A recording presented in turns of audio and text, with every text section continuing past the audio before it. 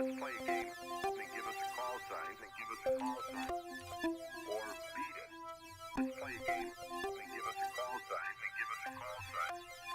Or beat What's up, everybody? Let's play a game and give us a call sign. Or beat it. Let's play a game. Get your panties out of a twist and give us a call sign. All right. So I think we got Dan all set up, and Thomas is already in the live stream after chat. So we're gonna dive right in and let's say hi to our friends and catch up with whatever they got going on. So let's dive in here and see what they're up to. Inactive Ham, I think his call sign had expired a couple years before, and he's getting ready to renew it.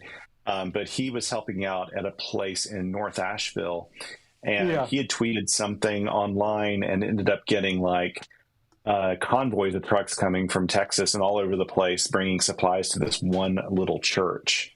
And they were having a hard time dealing with all this influx of donations and things and communicating that out. It was challenging from both the end user, the people you're trying to get the stuff to, the people who needed the stuff, and even the distribution center sometimes would get a little overwhelmed with all the generosity. Well, that's the thing. They were very overwhelmed, and they still are in some aspects. Just think of it as, think of wherever you all live. In one part of your state, every single family buying a case of water and sending it to a few counties. Just imagine how overwhelming logistically that would get. And, everybody was giving water, and there was a lot of water that was thrown away, because it sits in the sun and it breaks down and, you get a hole in it and then a ruined. There was a tremendous amount of water thrown away. All right, everybody. We also had issues, too, with people. Oh, go ahead, Josh. No, real quick. I just wanted to let everybody know I'm here, so we'll keep it going. It sounds like you guys already have some good conversations going for questions, so let's keep that going since we have both Dan and Thomas with us. So let's keep the train going. You guys were already talking about something. Continue with that. Well, I was just going to say that one of the other aspects we would get, there were issues, in a situation like this, especially in the early days. All of the relief supplies that would come all kind of look the same. It was like food, water, baby formula, diapers, sometimes first aid kits, sometimes some MREs and stuff. FEMA certainly sent a lot of MREs out, and also the shelf stable water that's in the cartons. They'd sent those out to other places. But on our road, we didn't want, and tons of prepackaged food. I don't know if I'll ever. We've seen so many little packages of peanut butter crackers and things that you see in vending machines. We just had bazillions of those, and granola bars and things like that. But our road, we didn't really want or need a lot of that stuff. We really wanted fuel. We wanted diesel. We wanted gas. We wanted chainsaw mixture and bar oil. And we wanted, these practical things we needed, propane tanks. We wanted coffee. We wanted some stuff like that was pretty specific to us. We wanted a trauma kit. We wanted a central trauma kit. We had first aid kits in our houses, but we wanted a central one where we were storing our supplies. And we actually had this construction trailer that we used to put our supplies in because, and this was another really big thing, we have a lot of black bears here, and they were doing supply drops and leaving things out. I remember one at our place, they had all of this food, prepackaged food, like honey buns and cakes and things like that were sitting in the sun and in these on pallets. And bears just go absolutely bonkers over that stuff. And so it's a really big deal to keep the black bears away because it creates a real nuisance. And then they start to, wonder how they can get to that.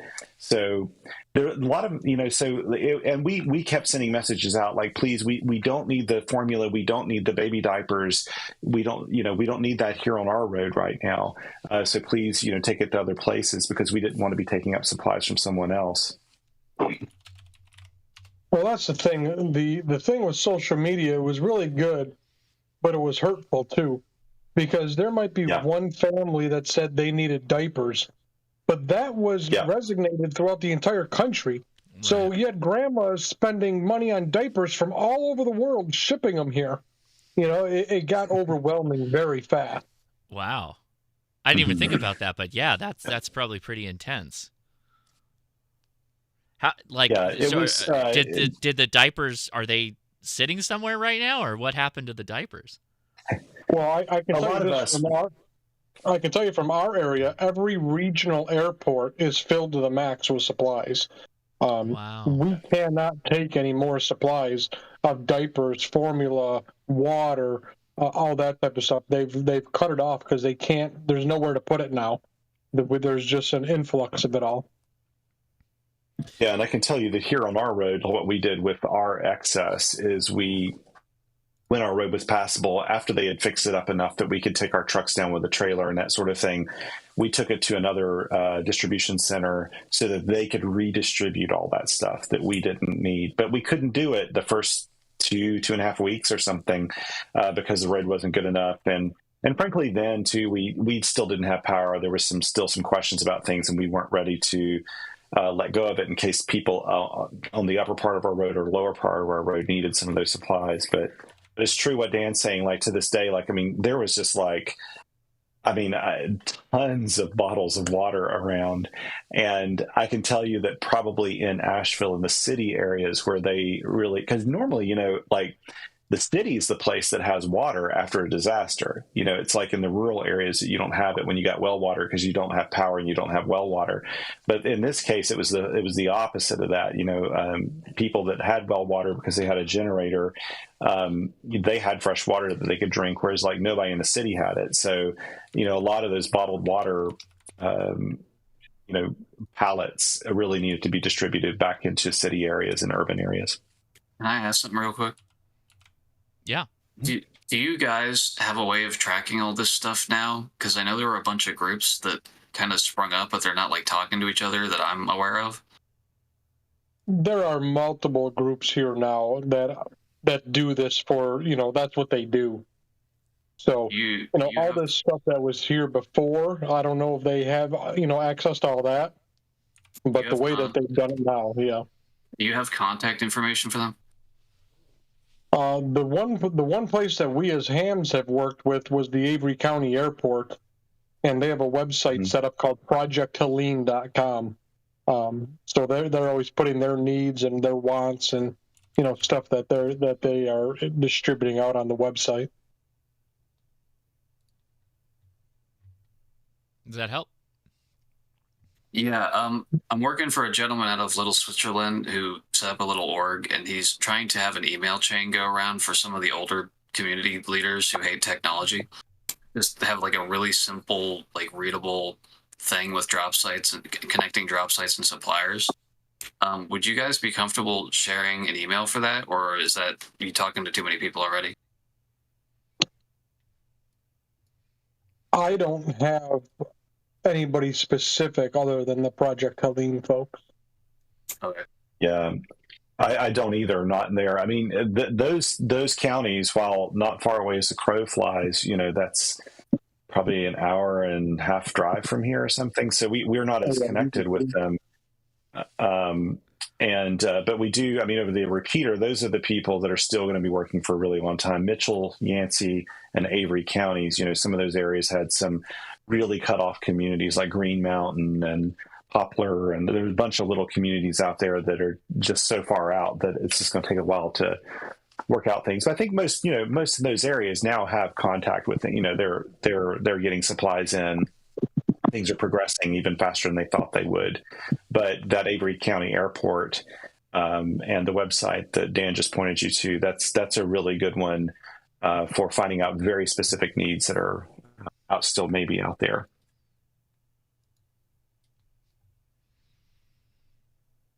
All right. Well, so we have Dan and Thomas here, so let's continue the conversations that we had on the first live stream.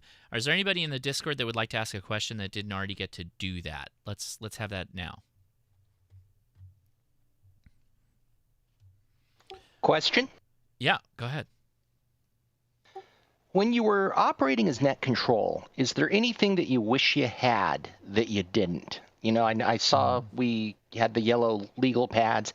Is there anything that would have made your job easier? A headset, using the microphone and trying to write, or if I even had it set up on the computer, type, would have made it difficult.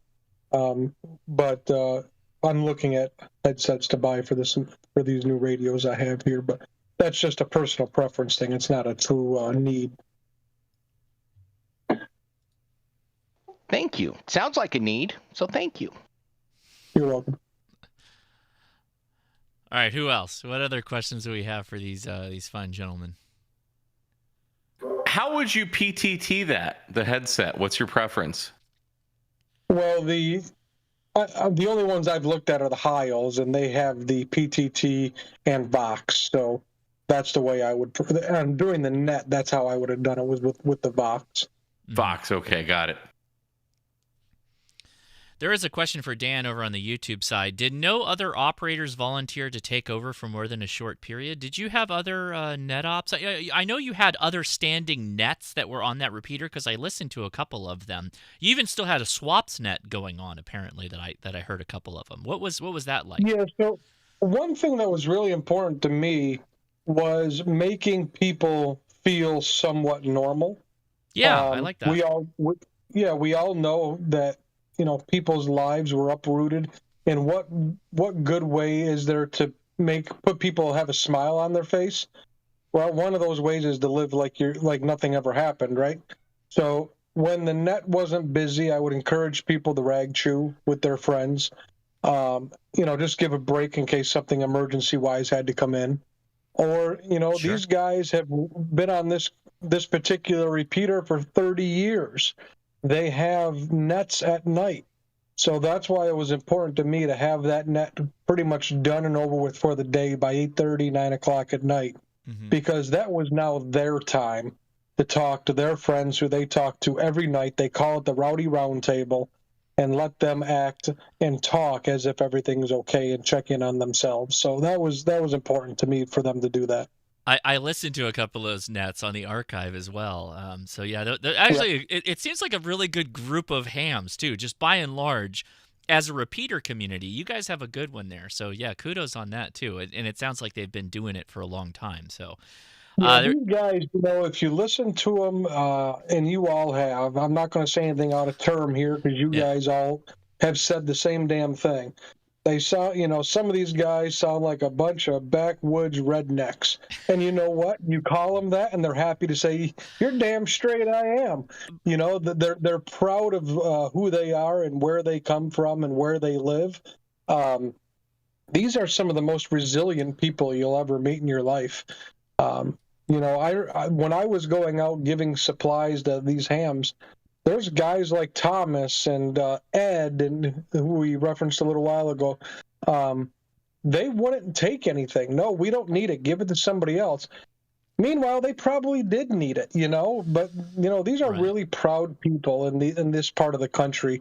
They're really hardworking. You know, a lot of these folks in these hollers of the mountains, they have nothing. You know, they have a house that was built in the early 1900s. They wash their clothes out at the river still in some of these areas. I mean, that's literally the way it is. And they're not going to take anything from anybody. They're their own people.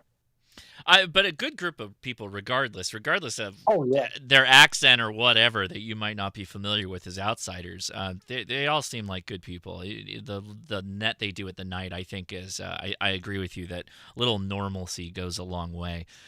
Timothy asked over on YouTube, did the Red Cross do anything down there that you guys know of?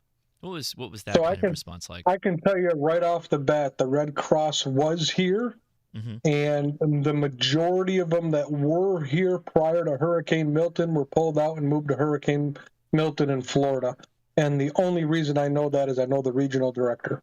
So there are Red Cross still here, but nowhere in the numbers that were here prior to Milton going into Florida. What did they do when they were there? Yeah, they're still. What's that, Josh? What did they do when they were out there? Oh, sorry, Thomas, I stepped on you. What was their function when they were out there? The ones that I know of, the few that I'm friends with, besides the director, they were in shelters and stuff like that, handing out food and stuff of that sort. Okay. Thomas might have more because he actually lives there, might see him more. Yeah, go for it, Thomas. Yeah, there's actually still today. I never saw the Red Cross, to my knowledge, on our road. Now that would not be completely expected, to be honest. Like I wouldn't expect to see them up here. They pretty much had like central areas here in town that were pretty easily accessible at our local fire department, and then at the main fire department. I think they had some connections there, but like even today, just now. In the middle of town, there's an area where the Red Cross, FEMA, the National Guard, Buncombe County, our county health department has a tent, and then a few other other groups that are doing all kinds of aid, showers, like portable showers and those sorts of things. They're all located like in this one big parking area, so you can go there and like have a quick hit with anything you need. And I was there. Red Cross has been there this whole time. Is that the laundry Oh place? yeah, they've got laundry there. Oh, I was Yes. there. Yeah. It's pretty cool. Yeah. Yeah. Yeah. I went there the other day. We had a question to ask a FEMA person about our application.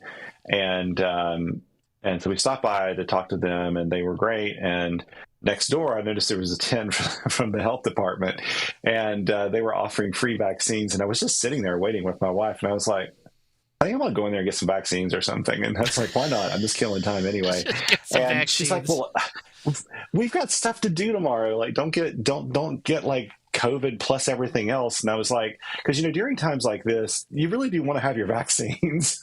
And, sure. I walked Yeah. in there and thought, I'll just get my COVID booster or whatever, while I'm here, and filled out a few forms. And then as I went up there, they had like all of my records because it was like in the county vaccine records, I guess, or whatever. And she said, I see here that you haven't had your tetanus shot in however long it was. I think I'd just gotten it just prior to that from some travel I did in Belize or something. I'd had it done. And she said, would you like that today? And I said, sure. She said, would you like a flu shot? And I said, why not? And so I ended up getting like 3 shots at once. And my wife was like, if you feel bad tomorrow, it's not going to be good because we had a lot to do. Yeah. And but it was like really convenient. They had these things, and then they had laundry. They had showers set up there. A lot of the National Guard, they're actually using those showers too because they're not getting like Hilton rewards or anything like that when they're staying here. They have pretty basic accommodation. In fact, the National Guard was a lot of times staying in some of the shelters that we had, like at the community college and stuff. So, and there are people along the river there, and I don't know if you saw this, Dan, when you came in, because I don't know that road was even open when you were here, because they've just started opening up that part because they cleared off the road. But along the river, behind the main kind of between Highway 70 and Alternate 70, the old Highway 70, where the river flows, there are people there in tents along the river. And at first you think, oh, they're just making a nice place there for different people to camp. No, it's people camping on their home site where their homes used to be. And there's just tons of, a lot of tents. And they're on their land. Their land has no grass or anything. It's just all rubble and dirt because of all the silt and everything that was deposited there where the trees went. All the trees are down and everything and gone, floated way down the river. But all those people still need showers. They need laundry services. They need food, and all that stuff is still pretty much right there in town within walking distance even. That's the way it was when I went up into Burnsville and Pensacola. People had tents on their property. And you could see where the footers used to be of the house, but the house is gone. Yep. Oh, that's sad. That's really sad. It's really sad to see. It's really sad to see that second day that I went out, 2 days after, or 48 hours after the storm when I went out, and we saw the difference. And this is the thing about the mountains. In Western North Carolina, it's pretty mountainous, and The storm, by just the very nature of what Dan was describing in the live stream about how headwaters, like the water starts flowing down from the tops and from 6,000 feet, 5,000 feet, whatever and it comes down the mountain, and that's either going to turn into rivers that are raging and carving their own paths from all of this water that's just coming down from the mountains. Or it could be direct, like kind of flash flooding stuff, or it could be winds, or it could be debris flows, because those were just like crazy around here. Like we have one on our road where we had a mudslide, and it's just insane, like the power that those things have. And, you have all this, but like some areas you go to, it looks kind of untouched. Like it looks like it's a normal day. And you may drive for 2 miles and everything looks kind of normal. And then all of a sudden you'll see a bunch of trees down. You'll see rivers flooded. You'll see houses gone. And then, a little while later, things look normal again. And it's just the nature of the mountains here. Just where you are had everything to do with how hard you were hit here during this. That's what I noticed when I went to Pensacola. I stopped and helped a lady pick up her steps, and we attached them back to her house. And I said, I just making conversation with this poor woman. And I said, man, that is a pretty big river. I'm surprised it flooded the way it did. And she goes, that was a 10-foot creek a couple days ago, Dan. And this thing was probably 50 yards wide now. Oh, my so, goodness. I mean, it just completely carved in a new landscape, And that's what took out a lot of the roads, I bet, too, is just the underrunning of all the land underneath it got pulled out from the road, and the road just went with it, Is that kind of what happened? Yeah. Yeah. There are no roads. And lots of... I was just going to say... Oh, go ahead, Thomas, sorry. Well, no, I was just going to say that, the very nature, if you've never lived in, a mountain area, the roads tend to follow river and creek beds. And most of the roads around here are named after the creek that's on the road, because that's just naturally where people put in roads, naturally where they put in communities and stuff. Mm-hmm. And so another really big factor was just how many bridges were washed out. To this day, I can't drive. Like when I'm driving somewhere, there's only one bridge. I only got one way I can go to get out of town now, because two of the big bridges that connected me to other parts of town are gone. So I have to kind of do these roundabout ways every time I'm driving somewhere. It just completely blew them out, and it blew out whole portions of road. That was one of the issues they had with still having with the Asheville water supply, is the road that goes up to the reservoir was so thoroughly washed out, and the lines were so thoroughly destroyed that they had to rebuild the roads just to get the gear up there to work on rebuilding the lines. And it just all takes time. I have a question regarding the integration of the different technologies like Starlink and the ham radios. Go ahead. So it's kind of like a three-part question, but all centered around using ham radio and Starlink with the technology that we have, right? The question kind of maybe goes, first step is how was that prioritized, or from an operator's perspective as a number one, and two, aspects of the community and how they preferred communicating. Obviously, for example, if they had internet, they could use, voice over IP or their Wi-Fi with their cell phone to call loved ones and tell them they're okay. And then the third part is, how would you prioritize it going forward? Would you do Starlink first, internet connectivity, and then radio, or how would you change the mode of operations moving forward? Well, I think radio in the very early days was the only form of communication. So I think radio would always be number one. And two, the Starlinks were distributed first to emergency operations. So they were trying to get the 911 centers back online and get the emergency communications back up. Because as I said earlier, we use what they call the statewide Viper system here, which is a P25 700 and 800 megahertz trunking system. And a lot of those towers were knocked offline and or washed away. So those were the Starlinks were very instrumental in getting those systems back up, because a lot of the stuff that law enforcement and the fire departments use is on the CAD system. And if you look at the highway patrol up there in the harder hit areas, they all have Starlinks in the back of the car, looking out the back window, so they could have some sort of communication on the CAD system. So Starlink was pretty important. Then you had the AT&T, the Verizon, T-Mobile. They all started coming in with their cows and putting those online.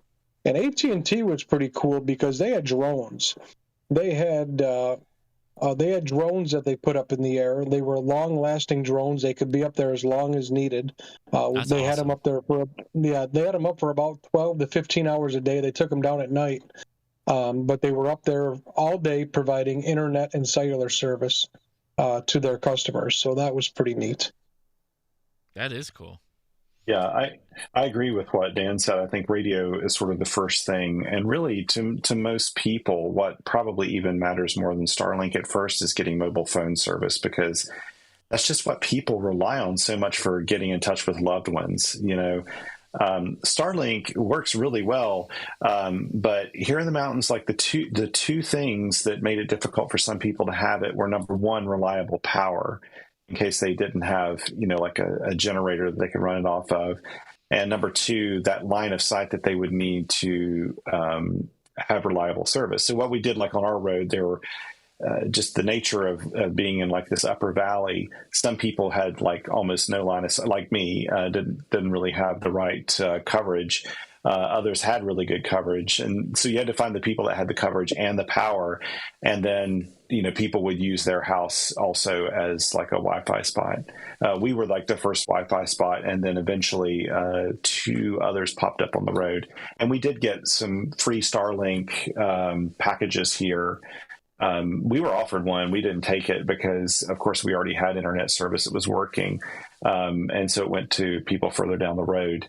And yeah, it was really important. And that allowed for Wi-Fi calling. And the agreement was, of course, and I don't think anybody would not do this. The community came together in this incredibly powerful way. But you need to serve other people with it too, and usually that was during specific time periods, because people would be running generators for like an hour. Our neighbor down here did it like at 6, 9, 12, and 3 o'clock. That's when they'd turn on the generator for 1 hour, and people could come and do that because we had to conserve fuel because our road was so washed out that you couldn't bring propane and stuff up here. Oh wow!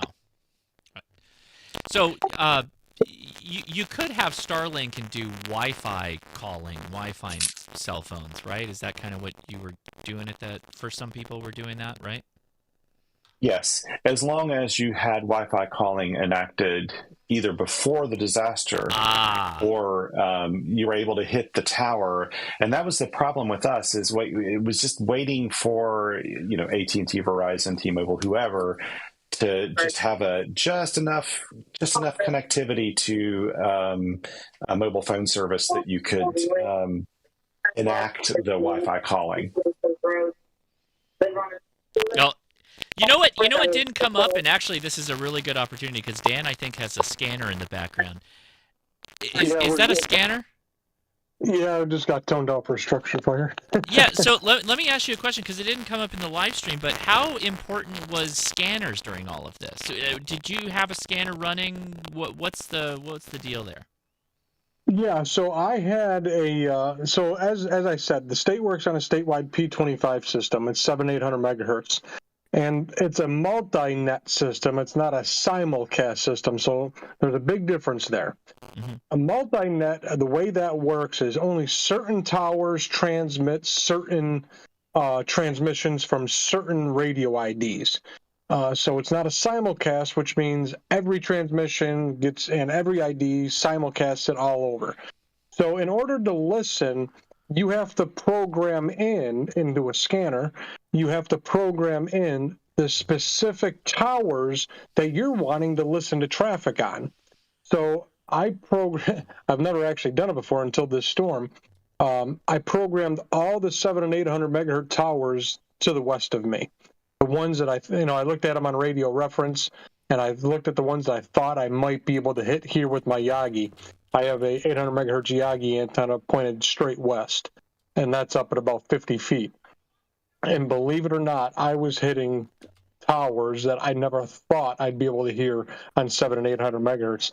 And so I was able to listen to a lot of the traffic from the shack here. But once the net got so busy, I had to turn it down because the net was nonstop and the radio was nonstop. So it was really it would have been really fun to listen to, but my priority was the net. Yeah, I saw a video on YouTube where somebody was recommending they lived in one of the impacted areas, and they were saying that the scanner was really valuable to them. But I imagine being the net control operator, that might be a little bit different to have, difficult having that going on in the background and still being able to be active in that whole situation. So I can see that. But yeah, that scanners also incredibly important, because scanners are much better at doing all the things, right, that we want. So that's for sure. Oh, I'm still is my mic still scratchy right now? Hold on, I'll stop transmitting. Yes, it is. Okay. Yeah. I didn't know if that was me or what. Is it scratchy right now? Yes. Yes. Oh, okay. Yeah. So it's not the RFI. Okay, hold on one second.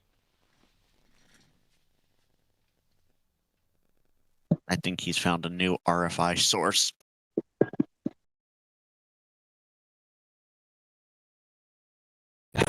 That's translating into YouTube also, Josh. I'm sitting here walking around with my in-ear monitors, and I'm like listening to the show, but I'm doing other things. Is it my crappy wireless in-ear monitor system, or is it Josh? Mike, not you tonight. All right. Am I back and less scratchy? 5.9. Much better. Yeah. No, it wasn't RFI. It was that. Remember that when I had that problem where the audio interface would basically crap out? All I had to do was pull the USB plug and plug it back in. It wasn't RFI. So thank you everybody for letting me know. The same thing happened in Not a Rubicon when we were doing a interview, and he wasn't even live streaming or anything like that. It was just a recording. So occasionally the computer gets a little upsetty, and you have to pull and replug and all that stuff. So we should be good. It should be all set. So it wasn't the touch lamp. No touch lamps involved in this situation. Okay. Was that Michael? Or sorry, I shouldn't say Michael. Mike, K8MRD. How you doing, man? Oh, did we lose him? He was there, but he's walking around.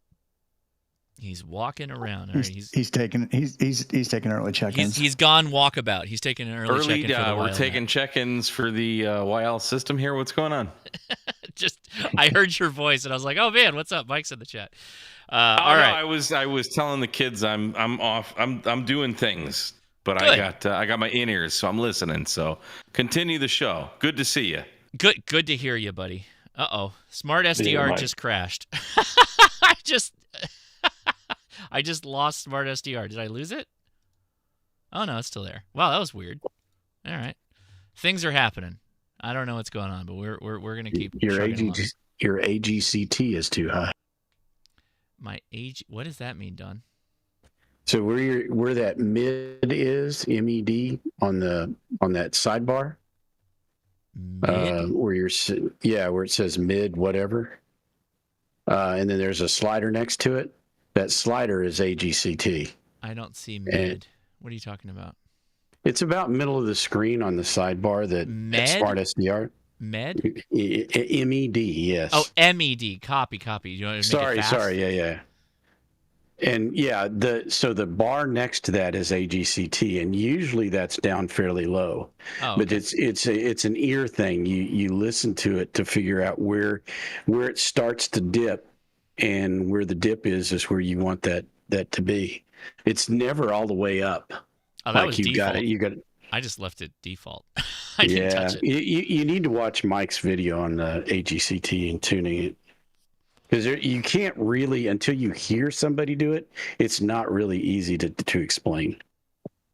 It makes all the difference, Josh. I'm sold. This guy saw me turn it up the other day on the my live stream, I did that so the speaker was louder, but turning it down and putting on headphones is like making it a super radio. Yeah, I don't know exactly what it'll do to FT8, but I have never run mine high. I am approaching the Flex slowly, and we're making little changes over time. It's been great so far, and every time I sit down with it, I'm surprised by a new interesting thing that I can play around with. So I will pull up the Michael video. Michael has so many videos on the Flex. It's crazy. And between him and Kyle has been like a godsend. He's been just amazing with like all this cool little hacks and stuff like that. He's pointing me in all kinds of different directions. I will tell you though that when you get a Flex radio, there's more you're going to end up buying. It's just inevitable. If you want it to be like a fully autonomous thing, like an internet device almost, there's some doing to make that happen. That's definitely a thing. So yeah, I hear you though. I hear you.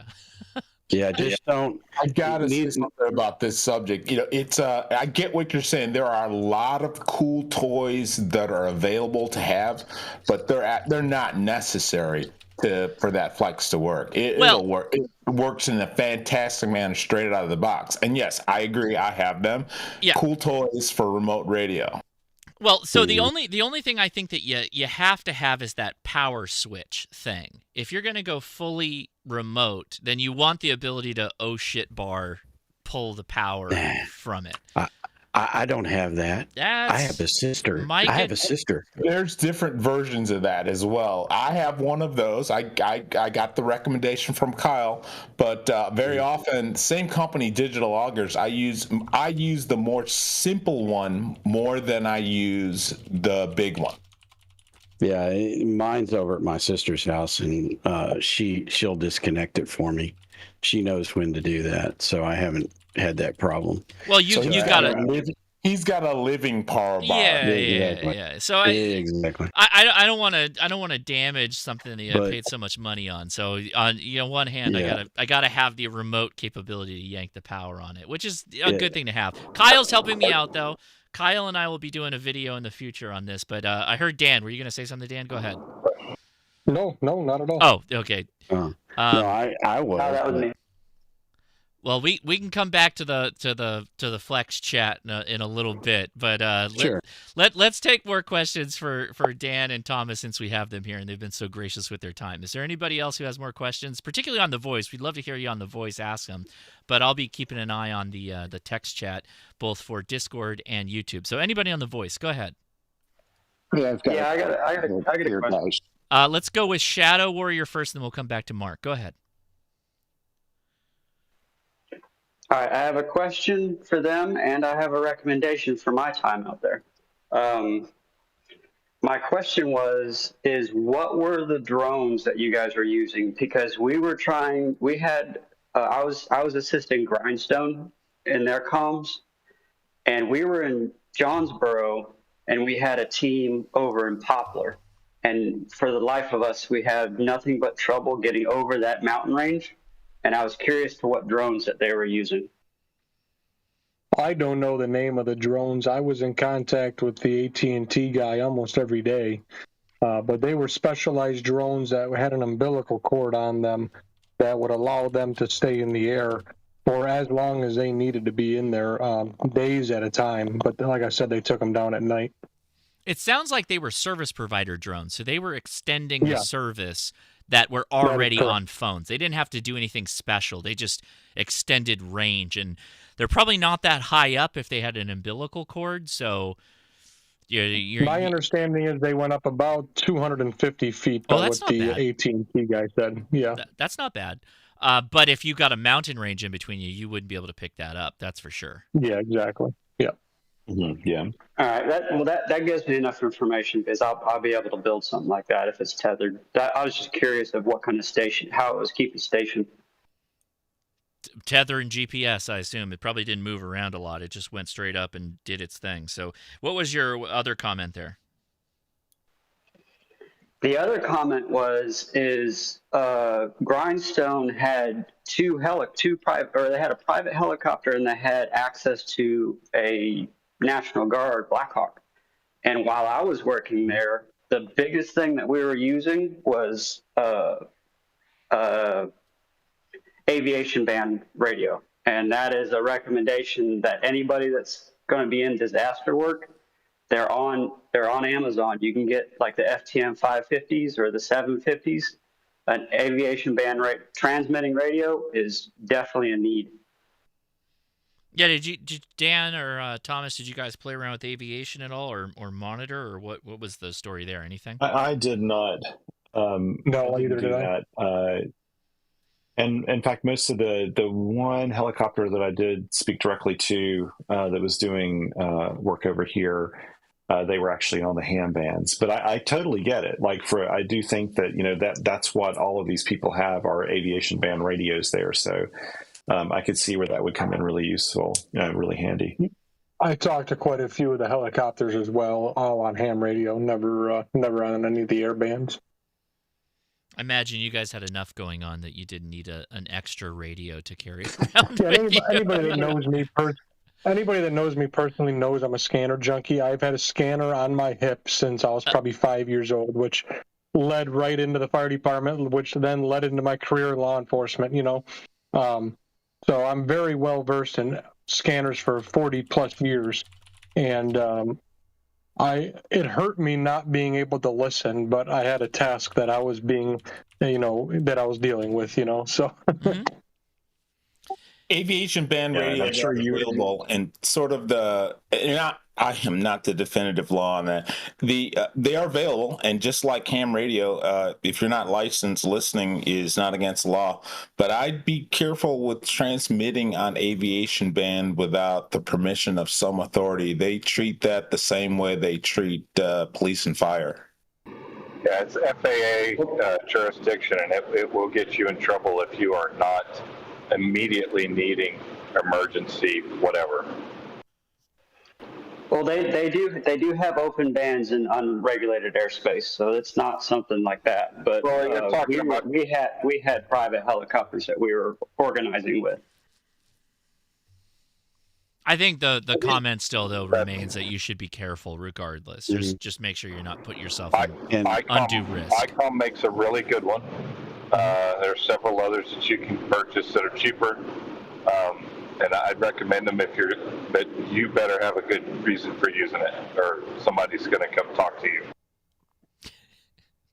Yeah, I think everything in this was an emergency. So. Yeah, but I do want, if I could, and maybe Dan and Thomas can talk about this. Freak disaster screams in my ears sometimes when I hear the stories of what happened. I want everybody to be really understanding that the emergency situation that happened here is a very rare one. There's I agree.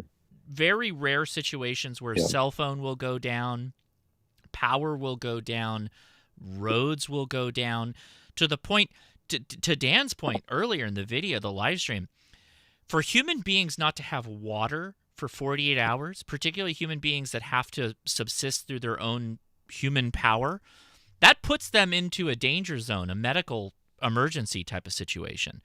So what we're talking about here is a very rare instance of emergency, one that we might not see for a long time, hypothetically. So using anything that happened in Hurricane Helene to justify a purchase that you might make, just know that your emergency situation will not necessarily be the same. I don't know if Dan or Thomas want to add anything to that in their thoughts. So I've given this analogy a few times to people. Take your favorite news source. I don't care if you like CNN or Fox or ABC, NBC, any of them. Yeah. They've all shown live footage from all war zones, specifically as of late over in Palestine, the Palestine people in Gaza. Mm-hmm. Think of that. That's what Western North Carolina is. There, you watch the news clips, you don't see roads, you see buildings that are torn apart and rubble everywhere. That is Western North Carolina. Just add mud into it instead of dust. Sure. Okay, I mean Yeah. it is obliterated, and it's hard. I try to, because I sat in my shack for 11 days saying it can't be that bad. It can't be. And then I went to Florida for Hurricane Milton, and then I came back and did the fundraising and brought a bunch of supplies, and I finally got up there. And I was just in total shock of how bad it really was. You guys have all heard of General Michael Flynn. Michael Flynn was on the ground. I shook Michael Flynn's hand. And, he's a very well-respected general of the U.S. military. And he said, Dan, I have never seen this in my career. This is worse than anything I have ever seen in a war zone. Yep. I mean, that's coming from a general. So when we say it's bad, it's as Thomas said, you could go, 5 miles down the road and you got perfectly green grass and nothing ever happened. But you turn down one street and it's obliterated. It's gone. Yeah. And, one thing, in the very first day, it really struck home with me how bad it was. One of the first calls I took, and Thomas knows the story I'm about to tell. Ed came on the radio and goes, I have an emergency. And I said, I didn't know who this Ed guy was. Who the hell are you? He goes, can you get me help? I have a body in my tree. And, it kind of struck me in the head, like, a body in the tree. Oh, man. I've been to many of those calls where there's bodies in trees in my career, but it's somebody that went up a tree, hung themselves, or blew their head off. Right. This poor guy was trying to save his life, Yeah. And it really struck home just how bad it was there. It really, really was. And the other thing I thought was pretty interesting. If you're not from the South, you might not understand this, or maybe some of the Midwest states, is guns. Everybody in the South has guns. Everybody. And what I found really interesting about going there is, the government was set up in a parking lot with FEMA and the Red Cross, and as Thomas said, the county has a tent. But what was interesting was you would go to all these other areas, and they would have big communal areas set up giving away supplies, heaters, water, food, clothing, hammers and nails, anything that you would need. And the one thing I found very interesting, everybody that worked there had a bowfang on one side of their hip and they had a gun on the other. I mean, it was crazy. Open carry's legal in this state, and they made it very clear that don't come here and try to mess with us. Wow. I thought it was very interesting. I didn't get to ask that, so that's a good segue point too. Was there violence at all in any capacity that you knew about? There was reports of looting, stuff like that, and I know that there was some, but I don't think to the mass levels that like social media made it sound. Maybe Thomas, I don't even think you even heard anything. I think you mentioned you didn't really hear much over in your neck of the woods. No, we didn't have any. I didn't hear any major reports of violence. There were a few people, you heard about some people that were getting frustrated at gas stations because, of course, fuel was a really big deal for people, for generators, for their cars, for everything. And there were so few gas stations open up for days, very, very few.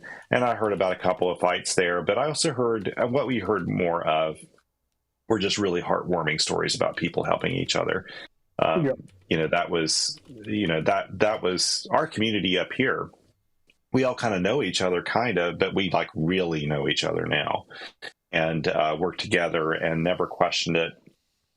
It was really wonderful. One point I'd like to make, and by the way, I will have to hop off here in just a second, but one point I'd like to make that I think is really important, that I was, again, I think it wasn't super premeditated, I just happened to have some cash here actually left over from Hamfests and some other things that I had done. And you really need cash. Like when a disaster comes through, if it knocks out power and it knocks out internet, then you can pretty much guarantee that what stores are able to be open can't take credit cards or debit cards or Apple Pay or anything like that. That's not going to happen.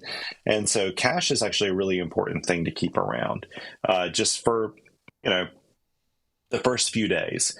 As bad as we had it here, within 2 weeks, there was some level of normalization, where most people had been reached. If you can prepare for 2 weeks, you're doing a pretty good job. I think most of the times in the United States, you're probably going to have someone reach you or take care of you at that point to some degree. And so provisions for 2 weeks and also cash, I think, is just so important. Well, so let's go a little bit deeper on that. What were the denominations of money? How much money would you recommend somebody has in this type of situation? If you have a recommendation. For me, I think I had about a total of $500 here, and it was in mostly $20 denominations. Mm-hmm. And that's nice too, because if you got neighbors or something and, they're going into town, you can say, hey, take $60 with you, just in case the gas station, can't take your card or something. Right. And it's easier than having like 5 $100 bills or something. Yes. Plus, I think too, people aren't really set up to give you tons of change, right? Like, they're not, people aren't used to taking cash anymore. So it's a little bit of a shock to the system for, people working in pharmacies and everywhere. So, but yeah, that's what I would recommend. I mean, you may even want a little bit more money than that, but it didn't, some of the things in my head that really kind of, when I was taking notes about all this along the way, first of all, like the idea of being kind of the bunker prepper, where you're like out in the middle of nowhere, you build a fortress of solitude the for you and maybe your family. The doomsday prepper, doomsday stuff. Man, that stuff, those people would just have been in really bad shape or are just completely disconnected from a much better life, right?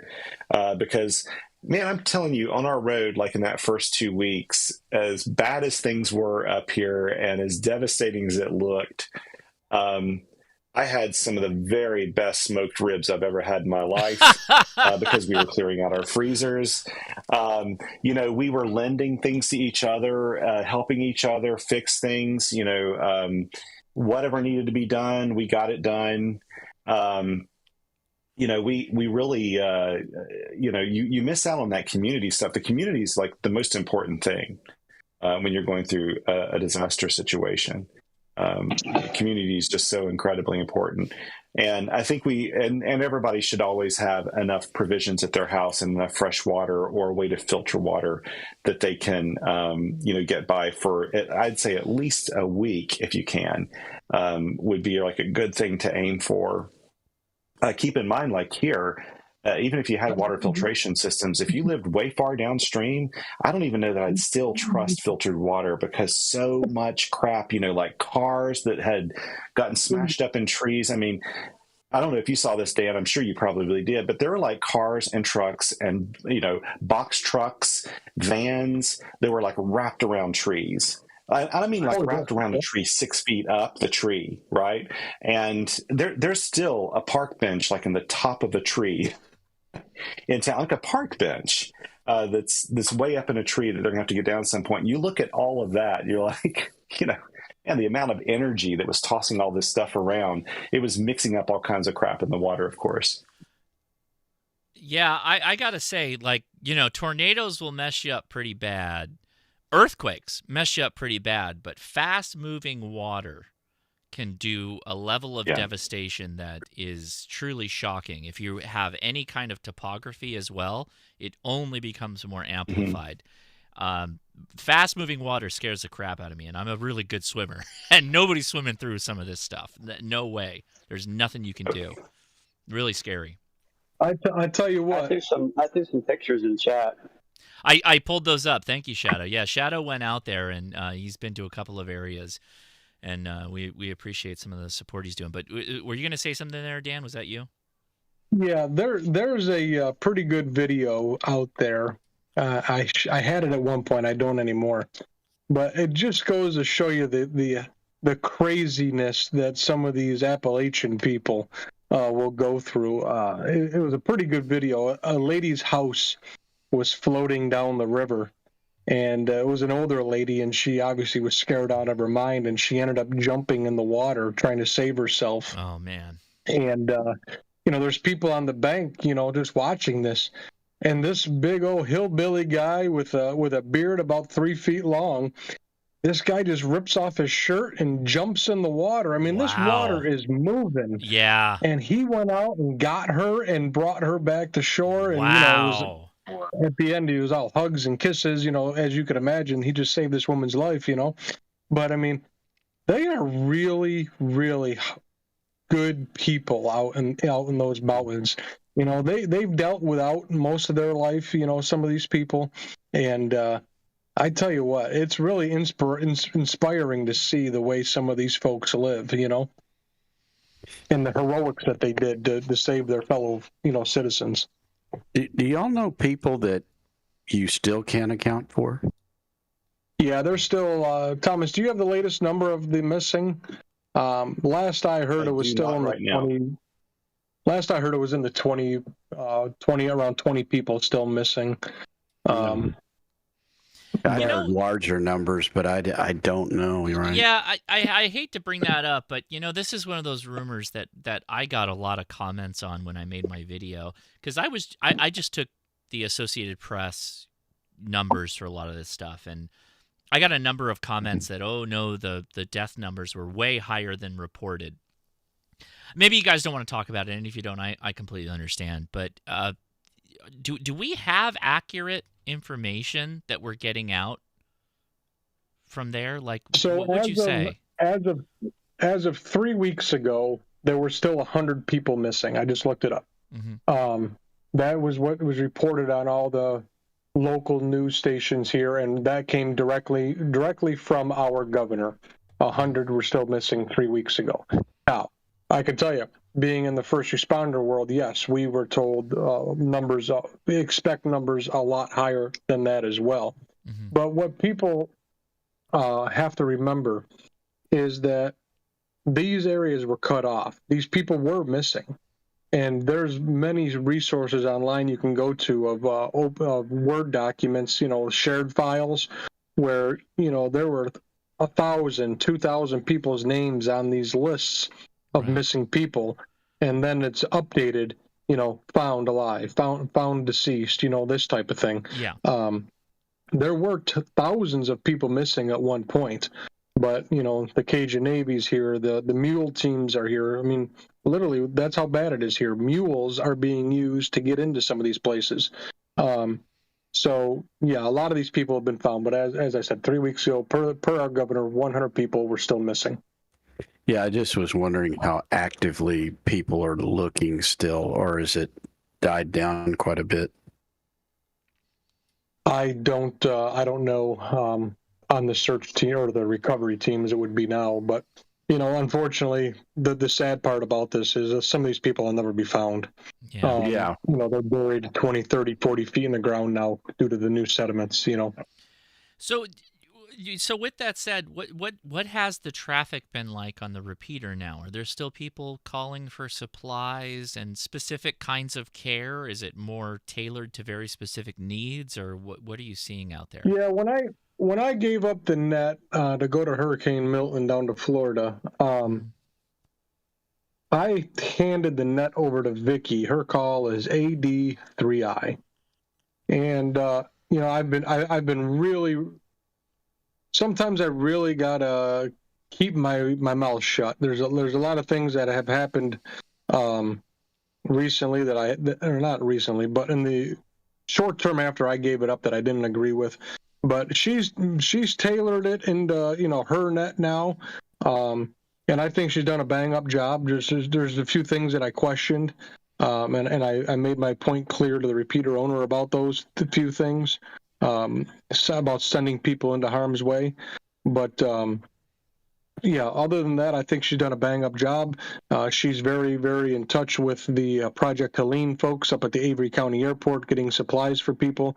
They got a whole thing up there, generators, and people come in from that community, and they got the whole kit and caboodle up there. I went up there for 2 days, and that's where I met General Flynn and everything. So it's a pretty neat thing they got going up there, and Vicky's done very well, and getting that all up and running with them. So what is the specific needs that you're seeing now? So the water situation, it sounds like more water and diapers that you could ever use. But so what are you seeing now? Like, or what have you heard they're seeing now? Well, I'm bringing up the website right now. Let's. That's great. Thank you. I'm going to hop off here real quick. Thank you guys so much, and it's been great hanging here, and appreciate your questions and everything. Thank you, Josh, for having us on. Really appreciate it. Well, Thomas, always appreciate you on the live stream, and we'll bring you back again when things calm down a little bit, and we'll get back to talking about bags sometime soon in the future, right? And then we'll have a nice, good 3-hour episode. Perfect. Yes. And if anybody didn't see it, Thomas, has obviously not been able to do the same types of videos that we know him for, but he posted a video about a 10-tech Argonaut, and I really enjoyed that video, and I suggest everybody go watch that video because it was a really good one, talking about a radio that you could all find used now, and very good radio. And the whole story of Thomas's involvement with it, and then the operation of it, was a lot of fun. So I really do recommend you go check it out. Thanks for everything, Thomas. Thomas. Yeah. Thank you. Thomas, I'm going to make it proud. 7 twos. Yeah. Thank you. 7 twos. And so Josh, great hanging with you. Dan, always a pleasure, man. And let me know next time you're up in this neck of the woods. I'd love to take you out to lunch here too. So that's your favorite place. Good, yeah, that is. You just let me know when you're up this way again. Okay. Yes, sir. Will do. You guys take care. Have a good evening. All right. 72. 73, Thomas. All right, Dan. So what are you seeing out there right now? I'm on the website now, and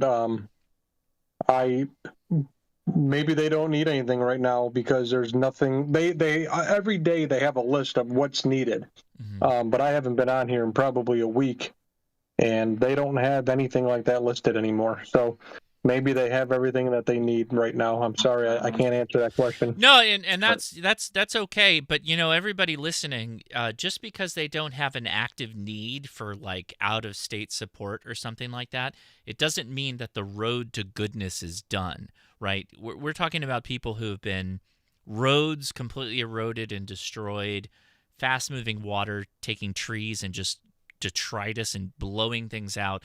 Like, it's going to take a while for them to get back on their feet and everything like that. So I have posted some links in the video description. If you'd like to support, I encourage you to consider choosing those options. And those were options that, not from me, recommended by Dan and Thomas, that we talked about a little bit before the stream. There are a number of good people out there doing work as well. So if you have another good option, please support, because, at this point, it's probably not Huggies and water bottles that they need. They don't need to figure out the direct line of contact. It's probably to a service entity who can help move the funds to the people that need it through service folks who can do a lot of the work that needs to get done. That seems to be what they need right now. So consider that, and do what you can. They also need mold killer and dehumidifiers. Oh, you know what? Wow, I didn't even think about that. But mold killers and dehumidifiers. You know what? For all the houses that, I didn't even think about that. But that is a really good point. There's a group called the Red Truckmen. I don't know. This was my little corner of the state that I was in. There's a group called the Red Truckmen that still needs volunteers, and they're sending crews out cleaning up houses. And there's a lot of black mold. Wow. Sure. Sure. Man, that's. So if you want to go down for a weekend, like, they need dudes still. Yeah. Do they need respirators? Because they shouldn't be breathing that stuff. I mean, probably, man. I didn't work directly with them. This is what I was told.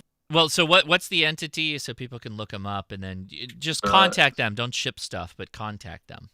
Yeah, the Red Truck Men. They should have a website. Okay. If you can find it, drop the link in the Discord and then it'll post to YouTube. Question. Yeah, there's another big one called Citizens Purse that I personally seen out there mucking up houses and stuff. Mm-hmm. Go ahead. That's Samaritan Purse, isn't it? Samaritan. Yeah, that's what it was. Yeah. Question. Go ahead, Dan. Yeah, Mark. Oh no, somebody was saying called Citizens Purse. I said it's Samaritan's Purse, and he said yes. Yeah, we linked Samaritan's Purses in the video description as well, and they're doing some work out there. But I heard Mark, so go ahead too, Mark. Go ahead with your question.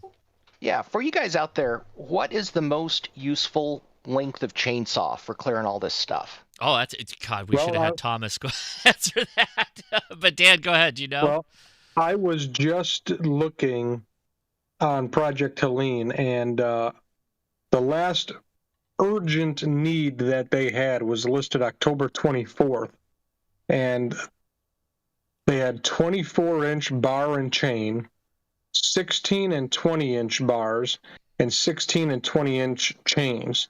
So it's anywhere between 16 and 24, I guess, are the ones that were being used mostly by the crews out of Avery County. All right, thanks. Yeah, You're welcome. Considering what they got to move, they might not be moving a lot of big stuff. They might not be breaking down big stuff. They just got a lot of smaller things they got to clear, right? Yeah. A lot of that stuff got broken up. I don't want to speak for him, but Thomas was on, and Dan, I think you were on too, with Jason a couple of weeks ago, and Thomas was talking about the smaller. He was using the smaller chain in the beginning because he was having to carry it around so much. Yep. Yes.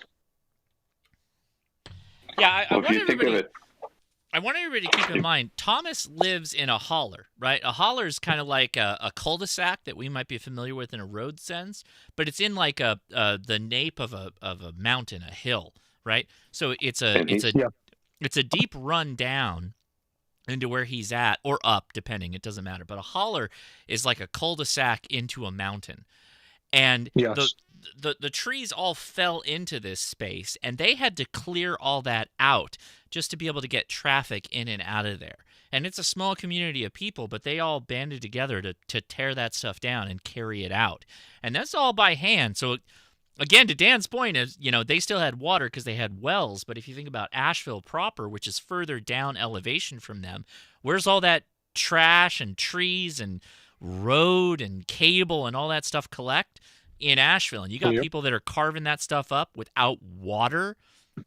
That can kill a man without working hard and not being able to replenish your body. That's scary stuff, man. That is yeah, Dan, I agree with you 100%. For the that scares me seriously, the lack of water. But can I I don't know why it took so long. There's a massive Walmart distribution center, probably about 40 minutes from Asheville. I pass it all the time. Mm-hmm. Why couldn't they grab water from there? I mean, they donated 60 trucks worth of supplies, Walmart. They all rolled out like a week after the storm. And that route that they would take from that distribution center was open the entire time. That would be coming from the south side. There was no water. That area didn't get hit.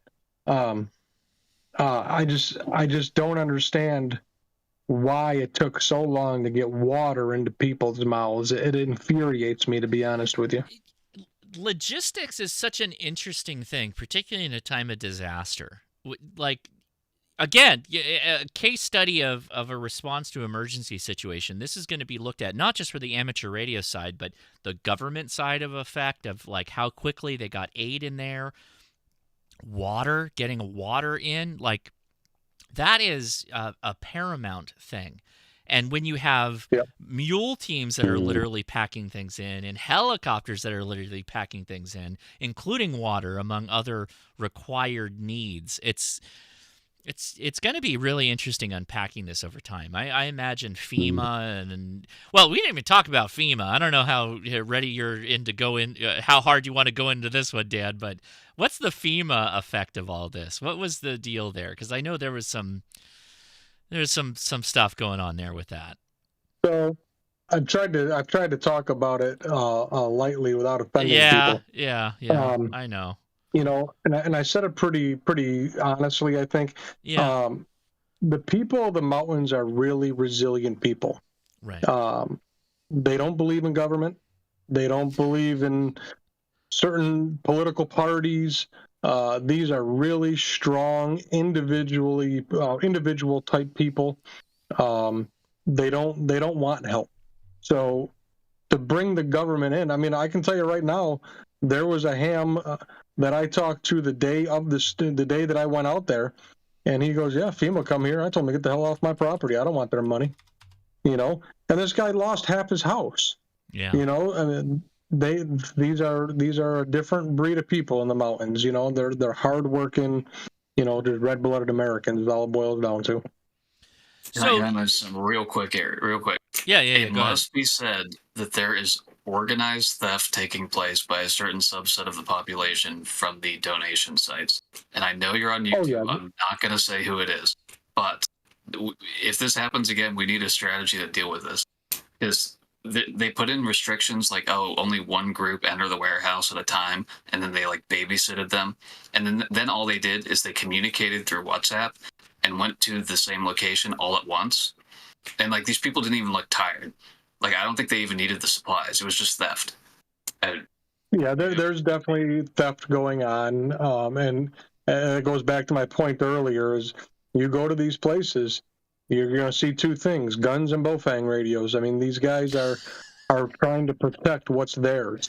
They're not, if they don't know who you are, you better have a damn good reason why you're walking into their area. And I got that treatment when I was there. Oh, okay. Well, as long as who am I going to say anything? I'm not there, so I'm not going to try and make a point of some kind of moral high ground. This is a tough situation across the board. It is. Yeah. I don't know. I can't add to that. Anybody else on the Discord with a question that they'd like to ask to Dan, because he's still hanging out with us, and we appreciate that. So go ahead with the Discord. Otherwise, on YouTube, if you do @Ham Radio Crash Course or put the word question in there, I'll see it, and then I can ask that. So go ahead, anybody. Question? Yeah, go for it. How'd you deal with mental health running net that long? Oh, it's. I'm going to pick my words really, really carefully. I'm a fireman. I'm a cop. I just come from the old school. You got a job to do, you do it. If people want to, how do I want to say this? I really try to be careful with words. If there's a doubt that, I'm going to explain it this way. Here, this is how I'll do it. So I did a Zoom today with an EOC group out of Washington State, and I explained to them that they're in this type of situation, and in any sort of situation when emergencies are involved, you have to, as leadership, because this is what this particular group was that I met with, the leadership group of ARES for the state of Washington. I said, as leaders, you have to realize who your strong people are and who your weak people are. And when I say weak, I don't mean as in mentally or physically, just as what they can bring to the table. Not everybody can be not everybody can sit in a chair and run net control for 12 to 15 hours a day. But that same person might be excellent at a shelter, helping people in person, not over a radio. I'm just trying to choose my words carefully here because that's getting into a topic that I can be really vocal about. So I guess that's the way I'd like to leave that, is just you got to know who your strong people are and put people in that type of position. As for the mental health part of it, it doesn't affect my life whatsoever. It does sound like. Oh, sorry, Mark. Go ahead. Were you gonna say something? I was just gonna thank him for the response. But yeah, absolutely. Go, Josh. No, I think that, from your background, Dan, you're actually uniquely qualified for a situation like this, I think. Did you think that helped you at all a little bit?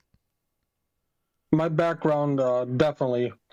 I'm a very well-disciplined person in just about everything I do in my professional life. And that obviously I think transfers over to amateur radio. So yeah, I would probably agree with that.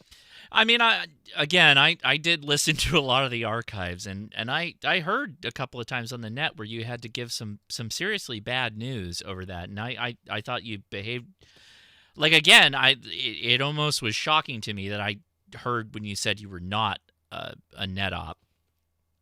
The way you handled a lot of those situations was just textbook, like, just perfect candor with dealing with that, and I think that's just as a byproduct of your background in your professional space. Yeah. I think, yeah. Yeah. So, thank you. Yeah. Wow. This was a fantastic discussion.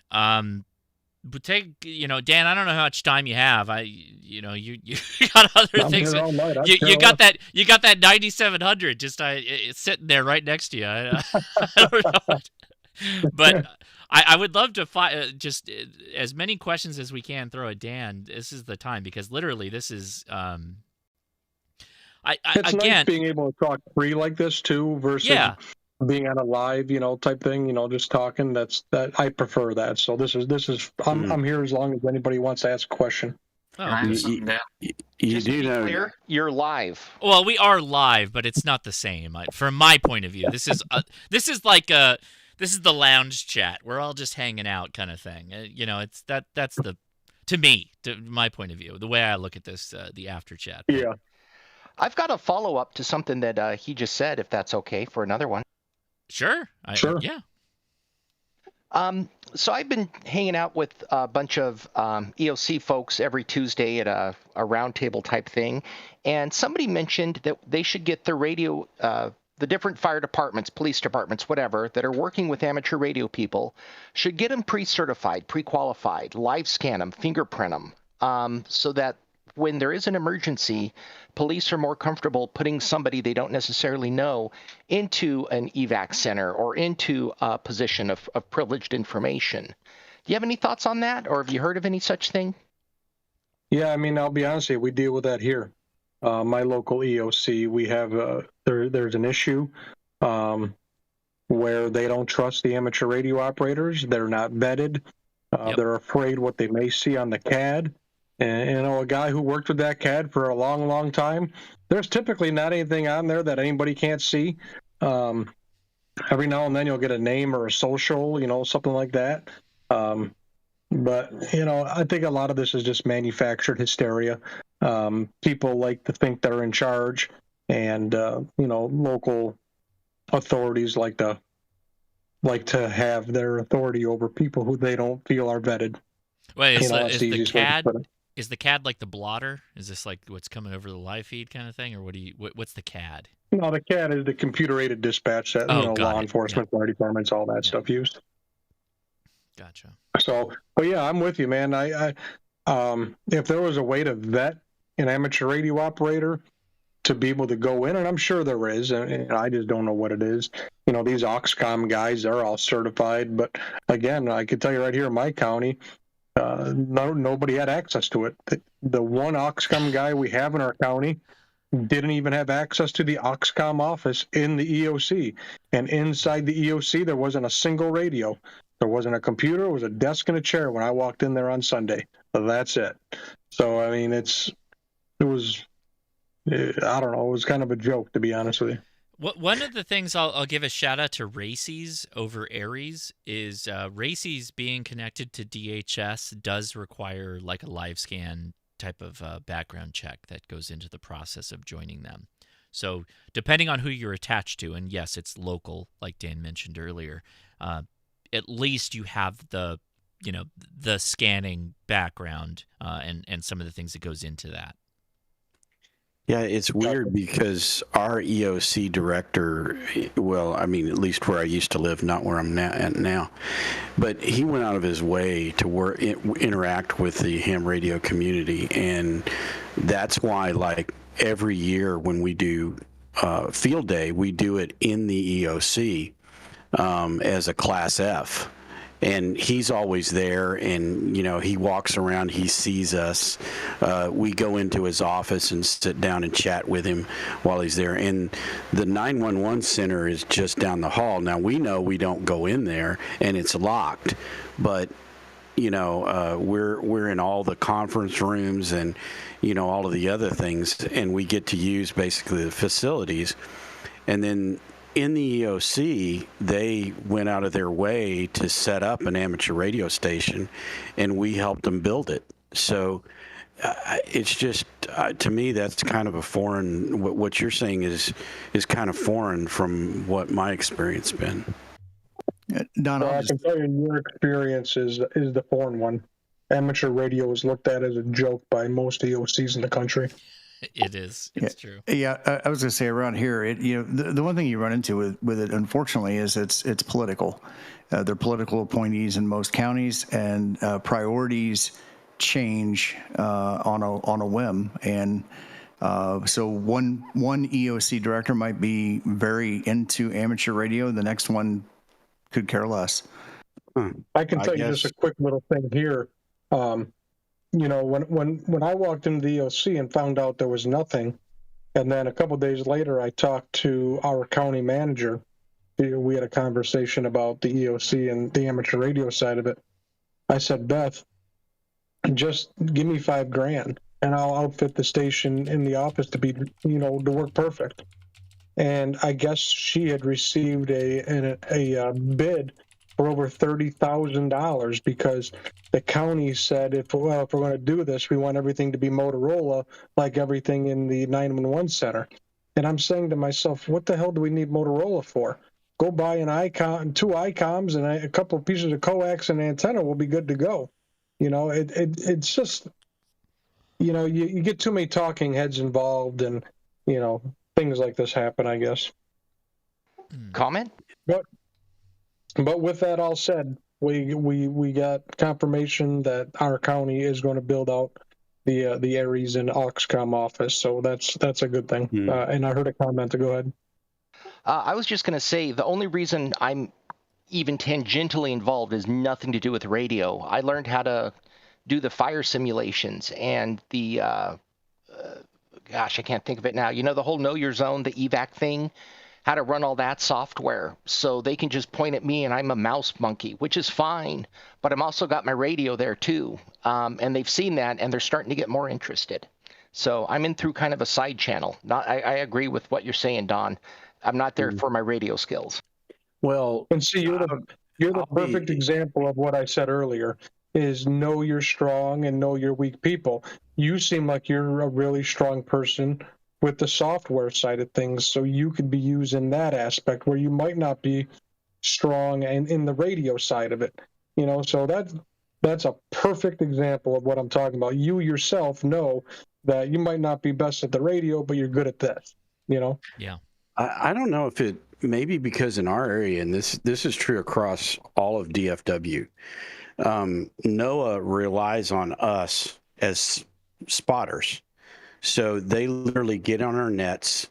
They expect that we'll start the nets. They know when we'll be on the nets, and they monitor us, and they get on and they get active reports from us because their radars and we went through all this in a couple of our meetings. They can't really track tornadoes as well as they'd like, and even hail and all of that. They can't really. The we can get the information to them a lot quicker than their radars can. And so we are very actively involved in that. We're very actively involved in the sirens. We monitor all the without us, they would not know that the sirens are going off when they do the tests on, Wednesday at 1 o'clock every month.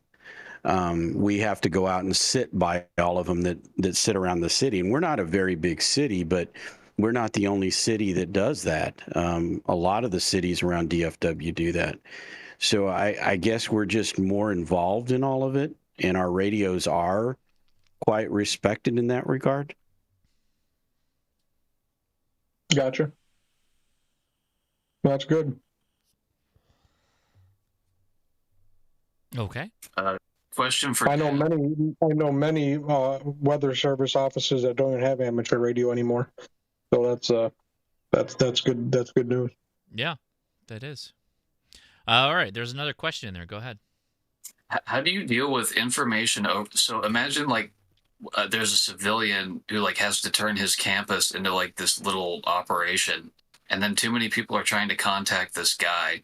People have his phone number, the cell phones work, but this guy is overloaded. How do you deal with that? We would have to just send a guy to go talk to this person.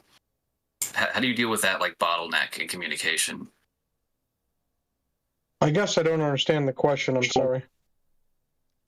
So the person I'm thinking of is the administrator of a campus, and they turned their gym into a warehouse and were distributing things. And people had the contact information for this gentleman, but he was too busy, so we functionally couldn't contact him. How do you fix that? Oh, I don't honestly know, because that was me. I was probably 2,000 emails deep. There was no way for me to keep up with it. And well after the fact of people requesting health and welfare, I finally was able to go through them all and forward them to the EOC. So there is overload. And the reason my overload happened is because the ARRL caught wind of what was going on and put my personal email out in their that Monday, that very first Monday after the storm hit. That story dropped with my personal email. And to this day, I don't know if I caught them all, because there's still messages in my inbox that haven't been opened and I can't find them.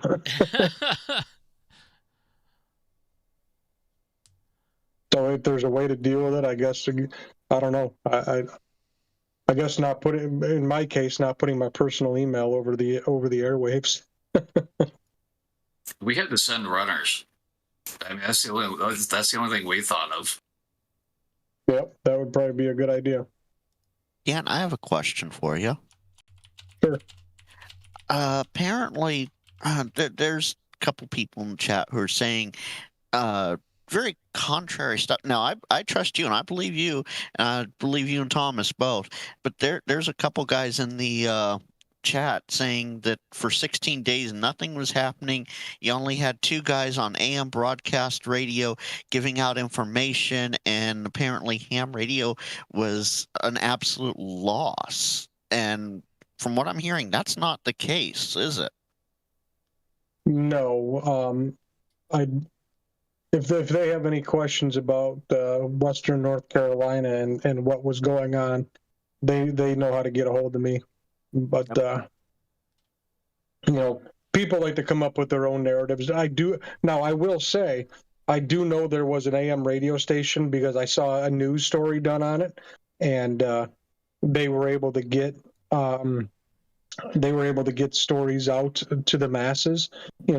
Pretty much everybody has an AM/FM radio. Not everybody has amateur radio. So we think we all did this wonderful thing, but how many people did we really affect? A couple thousand versus an AM radio station that can hit hundreds of thousands. So, right. I mean, there is truth to what they say. I mean, there's no doubt about that. Okay, yeah, I was just curious because I was seeing that going on in chat. And I'm like, I wonder what Dan has to think about that. And you're good on QRZ for email, right? Yeah. Yep. Okay. So Thank you. give me what's the geographic distance between Asheville and Chimney Rock? Because that got mentioned many times, Chimney Rock. So Well, it's straight down 26 to 74. I don't know, 30, 40 miles. So does the repeater hit both communities equally well, or is it not as effective down to Chimney Rock, or what's? We had people in Chimney Rock checking in. They could not check in on HTs. They were checking in on mobiles and base stations, where in Asheville we were able to hear them with an HT. So I mean that's a possibility that at some point even the best repeater, which it's your repeater was I think very well set up to take care of the situation, but at the same time if you have limited capability for people with HTs to be able to check in and all that stuff, then it's like, yeah, okay, the amateur radio didn't do a lot in that case if they didn't have the 50-watt mobile to be able to make it in there. That's possible, I think, right? Yeah. Oh, absolutely. So Mike is asking, Josh, what do you suggest to use for 2 meter 70 centimeter for a base station? Well, I mean, let's go to Dan on this one. He just got done with a serious amount of time on a radio. Yeah, I don't know, Dan. What are your? Is it not so much the radio? Is it that you're comfortable with it? Is it 50 watts? Are there bullet points that you're looking for in this type of situation that you point people towards? Thomas made a very good point earlier, and I have never not owned one of these. And it's a dual display radio where you can put VHF and UHF on the same radio at the same time with independent volumes and squelch controls. I personally have never owned a radio in my life that is not that. I do not Same. want. I don't want to always have to scan. Kenwood, Yaesu, and ICOM all make great radios. If I were to give anybody any sort of advice, it's to stay away from the Chinese radios, the Anytone radios. While they're cool, they do DMR and they do all. You need a program on a computer to program it, and get yourself a real radio. And then if you want to play with this other stuff, go ahead. But get yourself a darn good analog radio that has a dual display, so you can monitor VHF and UHF, and 90% of these radios you can do VHF and VHF at the same time. You can make it so it can do both of those, or UHF. In times of like this, you want to be able to have as many options available to you as possible. So that would be my suggestion. GMRS is starting to make this huge resurgence. GMRS has been out there 50 years. All of a sudden, it's become popular. They've loosened some of the restrictions on it. So, and now you get a license for $35 or something. Yep. And repeaters are becoming very prevalent now. So, you might want to have one side on ham and another side on GMRS. It's the possibilities are endless when you have a dual display radio. Yeah. So,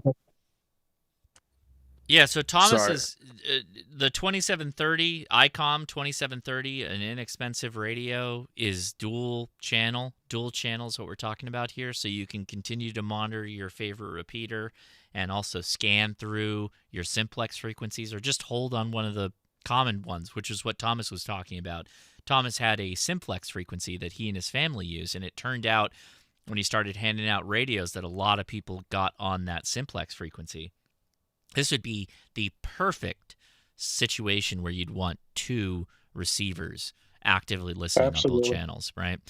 Don, were you going to say something? Go ahead. Well, I was just going to add to what Dan was saying, and that's that GMRS, you pay that $35 and it's good for your entire family. Yeah. So it's not just you, it's you and the kids and the wife and, everybody in your immediate family. Yep. I agree. Yeah, no, I mean, it's a PACE plan. Remember the PACE plan we talked about? Primary, ancillary, contingency, and emergency. every one of those things should be a different radio or a different device that does a particular job.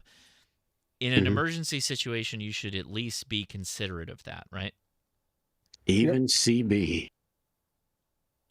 Even CB. Yeah, sure. Why not? Dan, was there any CB activity? What was that like?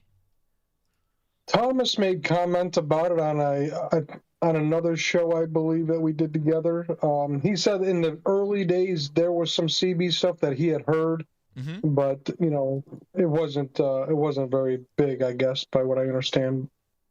Yeah. But in the mountain, I bet you, Thomas is in a really populated area that's not so populated. If that makes any sense to you, Swannanoa is a really pretty area, and it's commercialized, and it's really close to Asheville, but 5 minutes away, you're in no man's land, so, and that's kind of where he is, up in that one holler there, but, it's, kind of lost my train of thought there, but, it's the CB. I bet you in the mountain communities, like up in the really rural areas, I bet you CB played a big part, because a lot of those folks up there have CBs. Interesting. I got a comment on CB. Yeah, go for it.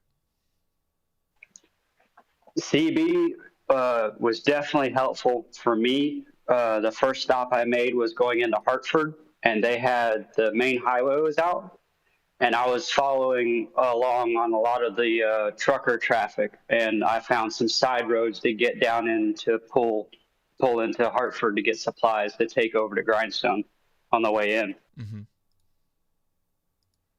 Good deal. So helpful. Yeah, I remember Thomas saying, what you said, Dan, on Jason's stream. So, yep. First time caller, long time listener.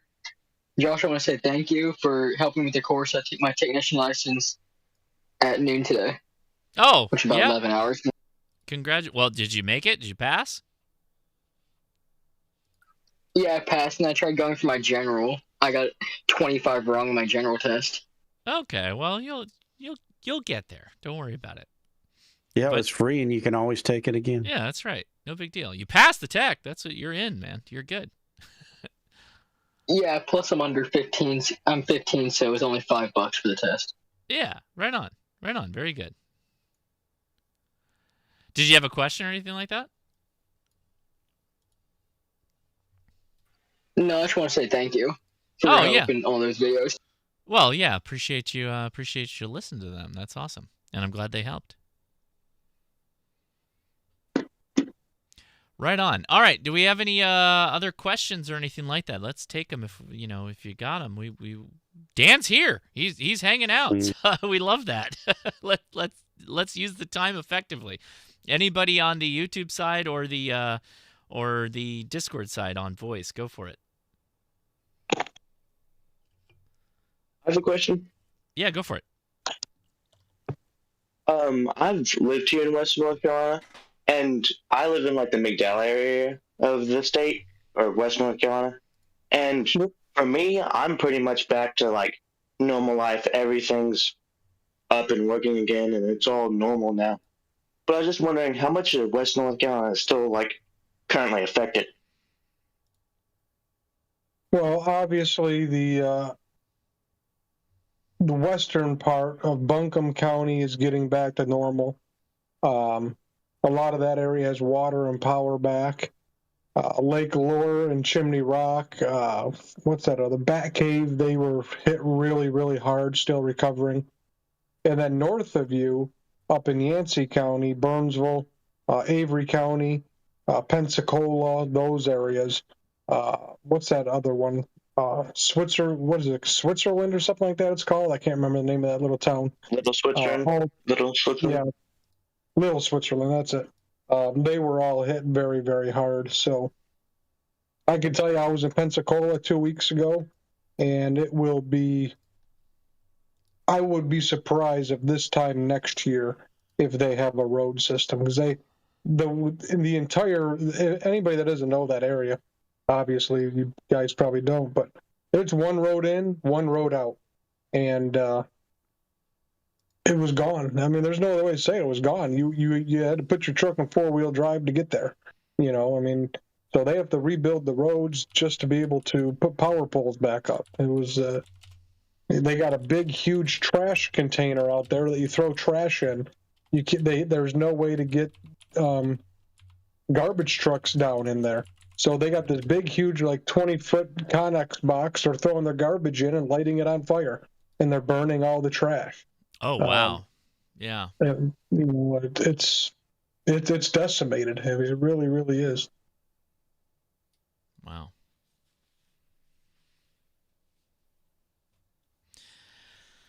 Oh. Hey, sorry. Hey, I have a quick question. Are we talking about Florida right now?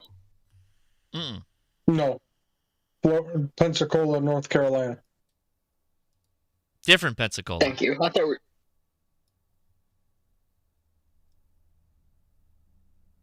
Oh, do we lose you? No, I just said thank you. That's all. Oh, okay. Yeah, no, different Pensacola. I'm a latecomer, but I got a question. Yeah, go for it. Sure. And please, if it's been asked already, feel free to tell me. We've covered this. So Dan, I was over here on the West Coast giving you a listen for multiple days, and my question for you is: you stepped in, and you said you never ran a net before. When things finally settled down, what was the thought going through your head of the feeling of what you had just done? So I can tell you that at the end, it was almost a relief to get rid of it. It got to a point where it was unmanageable for me. I'll tell you, and I've told everybody this, so I'm not saying anything out of term. I'm really good under pressure. I'm really good at communications under pressure. And I think a lot of you would agree after hearing me. That's my niche. When the net started going into logistics, it lost me. I am not a logistics person.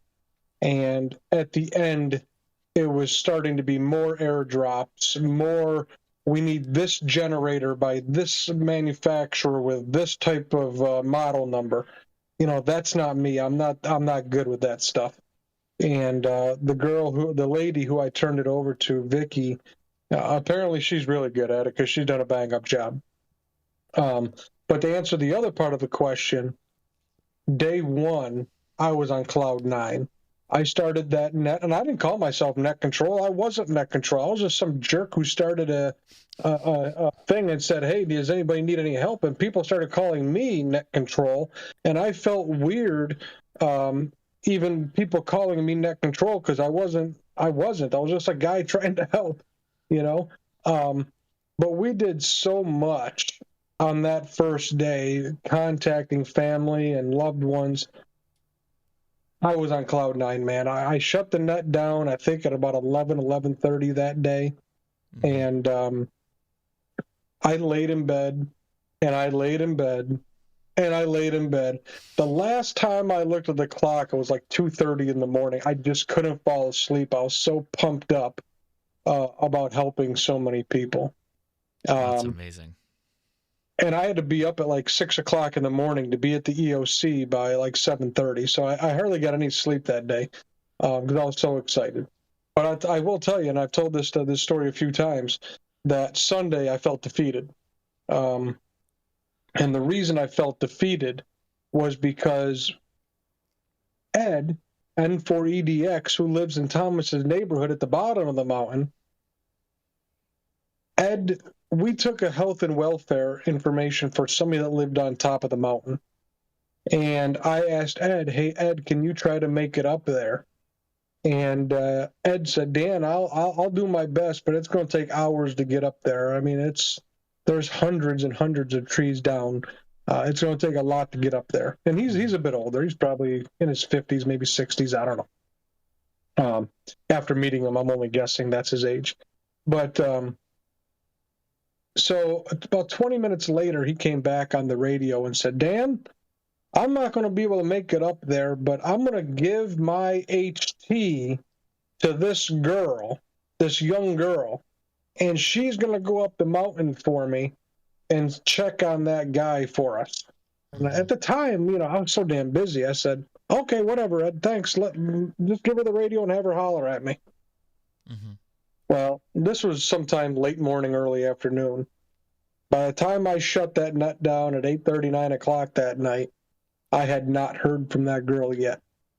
Oh. And I went home, and that's all I thought about all night long, is that I sent this girl to her death. And I thought about her all night. I start the net Monday from my house because I think I explained it earlier. The EOC didn't work out that great. So I ran it from the house again Monday and throughout the rest of the time. And Monday I didn't hear anything about her. And I thought about her all day and all night again. You know, finally on Tuesday I talked to Ed. And I said, Ed, I got to ask you, where's that girl? It's driving me nuts. And he's like, oh, Dan, she's fine. The guy's fine. Well, his house isn't fine, but he's fine. I don't know why she didn't contact him. So it was a huge relief off of my shoulders. So Sunday, as I said, I felt really, really defeated because I didn't know what happened to her. And that's when we stopped sending people into the affected area. I said, I made the executive decision that said no more. I'm not going to take that responsibility and send people into the affected area. If somebody wants to go, that's on them. I'm not going to stop an American from trying to help their neighbor. I'm not going to do that. Right. I do remember the day you said that the decision had been made not to send anyone out there. And I do remember you specifically saying, however, I can't tell you what to do. If people are going to go out on their own free will, then it's going to happen. You got it. But I just couldn't take that responsibility. I wouldn't be able to live with myself, you know. If a guy asked a half an hour ago about mental health, that would have set me over the edge, I guess. If I dispatched that girl and she ended up dying because I told her to go up that mountain, you know. Nope, totally get it. Yeah, it was quite the talk in one of my Discord servers. We had quite a group listening to you, and we all think you did a fantastic job. I know you've heard that time and time again, but it needs to be said. Yep, thank you, appreciate it. My pleasure. And good evening, everyone. Good evening. Very good. Oh man, let's keep taking some questions if we got them. I mean, that's exactly why we're here. So this is a fantastic opportunity if anybody wants to ask them. And I'm looking at YouTube. And make sure you're saying question or at Ham Radio Crash Course. Looks like we have one that says, so Dan's probably the best to answer this. When the event hit, what was the radio traffic like on the ham bands, and how did people on air deal with it? Did it take long before people opened resource nets? So Dan's uniquely qualified for all of this. We covered a lot of this on the first show, but Dan, if you want to add some more thoughts to it, it'd be great. Yeah, so, you know, everybody gives me all the credit for starting the net, and I guess the net that I ran, I guess I started. But there was a gentleman who was a fixture on this repeater that started a net like this Friday during the storm and into the Friday evening.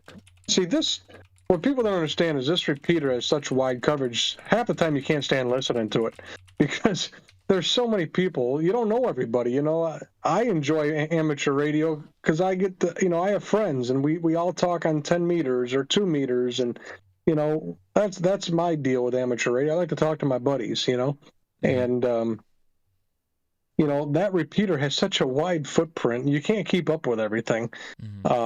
I just knew Saturday morning when I turned it on that, hey, I know it'll reach out there. Let me see if anybody needs anything.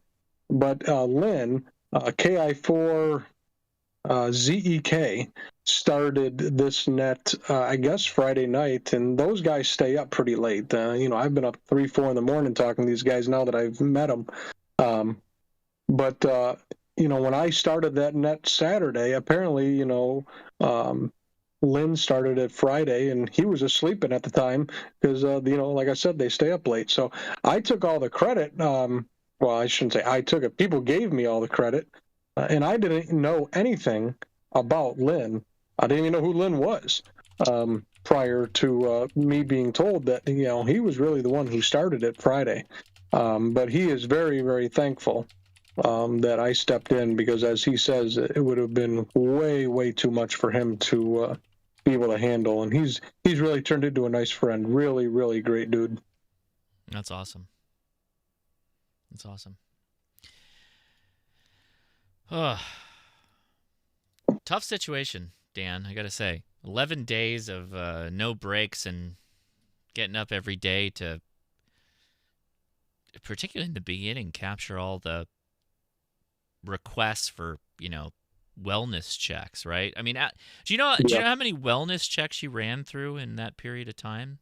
Oh, it has to be into the thousands. Oh my goodness. I mean, once the ARRL, knowingly or not knowingly, put my email address out to the masses. I mean, I woke up Monday morning from a message from our EOC, one of our guys from the EOC, with a screenshot of it. Mm-hmm. And I looked at my mailbox, and it was hundreds of emails in there just on that very first day. It got to be unmanageable. Yeah. So as soon as I started getting them, I just started forwarding them to the EOC, and then the our EOC forwarded them onto the state. So how did that work? As far as email-wise, you did have that kind of communication with the EOC and then to the state. Was that effective, or what did that turn into? I wish I could answer that because I don't know. My email was put out, so people were emailing me. Right. It got to the point where I couldn't handle it, running the net and going through emails. So anytime I got one, I forwarded it off to our local EOC.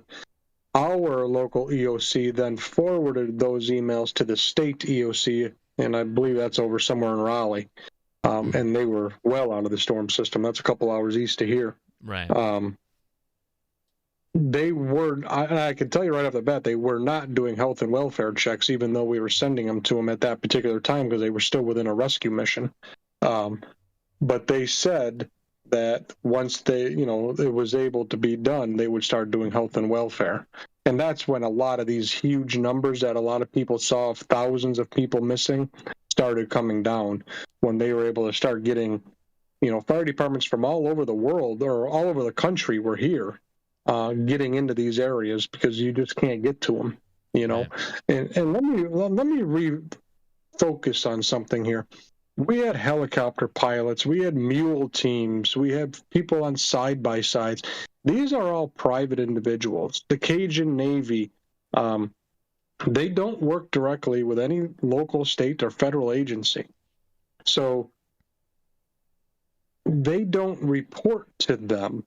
So we, as volunteers, like the Cajun Navy, they may have found all these people, but on the state side, they very well could have still been missing, because there was no coordination. And that's what we have to. That's what we have to learn from this is when something like this happens, or how do we coordinate with all this? I can't help but look at Florida. Love DeSantis or hate DeSantis, you have to admit that man knows how to run a storm. And the resources that he brought in to 2 back-to-back hurricanes and the cleanup that was there immediately, it was something like, holy cow, how did this happen? I just came from North Carolina where people waited 48 hours for a bottle of water. Mm-hmm. I was totally blown back by just how well and professional he ran the state in 2 back-to-back Category 4, Category 5 hurricanes. They are a bit more experienced in that area, I think, than North Carolina might be. Oh, That yeah. is true. There's no doubt about that part. But, you know, Yeah. any state should be experienced in transporting water or food, you know. Well, I mean, that's a failure, I think, to a certain degree. Man. It was a failure. There's no other way to say it. Yeah. All right. Well, I think we got through most of the oh wait, hold on. So I think you hit on a lot of these. Guys, by the way, we did a live stream earlier, so a lot of the questions got answered in the first live stream, but there may be a bit of uniqueness here. So what equipment was used and how did it do with the net? I think you already mentioned the radio you used on the net. Is that right, Dan? I think so. Yeah, I used an ICOM 746, and it was starting to get tired. There were times it was starting to break out, and you know, like I said, I'm 100 miles from the repeater, so I was constant. I had that thing at 100 watts for 11 straight days, pretty much doing full duty cycle. You know, so I mean, for as well as it worked, I'm surprised. And you know, and then I had the Diamond 510. Mm-hmm. So that was the equipment that I used for the net. There you go. There you go. That was a good question on Twitch, by the way. Thanks, Twitch. Thanks, Twitch listeners and watchers. So I appreciate that. All right. So I don't know where to go at this point. Is there, Dan, anything you want to mention from all of this that we might not have covered in the live stream or anything like that we haven't hit? No, I don't think so. I just, you know, if this is going to be a conversation, you know, as you said, maybe for years to come about how to run a net, I hope it happens because there are things that we did learn. You know, we learned that HF is probably not the best tool to use when there's a hurricane. Yeah. You know, and that's what the state wanted. And, well, it didn't work very well. They shut down that net a few days after it started, you know, so there are things to be that we learned. So hopefully we will learn from them and be ready for the next one. Mm-hmm. Yeah, I'm curious. So I tried to talk about those lessons learned a little bit with you earlier, but has anybody reached out to kind of capture your thoughts in that space, like lessons learned, that kind of stuff, like a debrief, if you will? Has anybody done that? No. Nope. Have you thought about capturing as much of it as you can that's in your head down on paper or a Google Doc or something like that you might in the future put out there on the internet somewhere? You know, going back to what I said earlier, I'm not very good with the logistics thing. Mm-hmm. And to me, that's starting to get into logistics. If somebody wants to talk and scribe what I say, that would probably work. But for me to sit there and write a story or, you know, notes or it's probably not going to happen. Yeah, because I'm adamant that there's a ton of things you did that saved probably a ton of people and helped make everybody's life a little bit easier in many ways. And I don't know that given similar situations to lots of other people that they would have been able to rise to the occasion that you did here. So that the honesty and all the things you've said here today is like really, I think, important. And so I appreciate you taking the time with us. Oh, you're welcome. And, you know, I'm pretty lucky. I have a business. It's pretty much self-supporting. So a lot of people are like, well, don't you work? Well, I do, but I really don't have to pay much attention to it. It does very well all by itself. So that's how I got to sit in this seat for 10, 11 days, whatever it was. Yeah. I understand most people aren't in that situation, you know. So if this were to happen again, would I be here to do it again? If I'm available, absolutely. But, you know, going back to the comment I said earlier, you have to know who your strong players are. Mm-hmm. And how do you test for that? I guess I don't know. You know, I can tell you how to test in the fire service or in law enforcement to see if you're a good shoe-in for this team or that team. But in amateur radio, I don't know how you would test for that. Yeah. But you definitely have to find out who your strong players are, because if you start getting into a net passing true emergency traffic like we were dealing with deceased individuals and body parts, stuff like we were dealing with, it's going to quickly fray if you don't have the right people doing it. Yeah, I can see that. That's an interesting concept. I never really thought about the hard person or the soft person, or what was the term you used? I think I think I said I don't know. I guess I don't even want to say because I don't recall. Oh, okay. No, but I like the concept of it, and like skill based, and you don't really know until they're in that situation, right? That's kind of there's no test for that, right? You can't test for that. Yep. Yeah. Yeah, it's fascinating. One of the biggest things over the radio that gets people, and I see this on the public service side, and that's why I have such a problem with the way some of the training is happening in public service, is that they don't teach new people how to discipline their voice. You cannot get amped up over the radio. As soon as you get yourself excited, you get the people in the field excited, and you can't have that. So you have to control your emotion on the radio. And if you can't do that, then you have no business running any sort of net or being a part of any sort of emergency communications. Because if you're going to amp up the people in the field who are the ones that are actually dealing with the emergency while you sit in your comfy air-conditioned office, that's not good. That's going to just cause issues. Okay. Yeah, I can see that. Sure. Man. I got to tell you guys, everybody watching right now, and when we did our last live stream, I got to say, this has been a really, really interesting discussion. And I think that there's a lot of takeaways here. Dan, I'm going to have you on Ham Nation, and I got to have you talk to Amanda. Amanda needs to speak with you. I want.